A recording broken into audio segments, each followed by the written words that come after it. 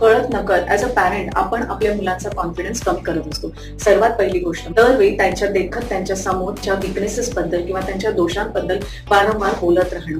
यामुळे त्यांना सतत वाटत राहतं की माझ्यात चांगलं असं काही नाहीच आहे. त्यामुळे जास्तीत जास्त त्यांच्या समोर त्यांच्या स्ट्रेंथ्स बद्दल, त्यांच्या चांगल्या गुणांबद्दल बोलत चला. दुसरी गोष्ट, आपण प्रत्येक गोष्ट त्यांना रेडीली अवेलेबल करून देतो. त्यांना कुठचेच कष्ट घ्यायला लागत नाही. तसं करू नका. त्यामुळे जर कधी त्यांच्यावर जेव्हा जबाबदारी पडेल तेव्हा शून्यातून जग निर्माण करण्याचा कॉन्फिडन्स त्यांच्यात नसेल.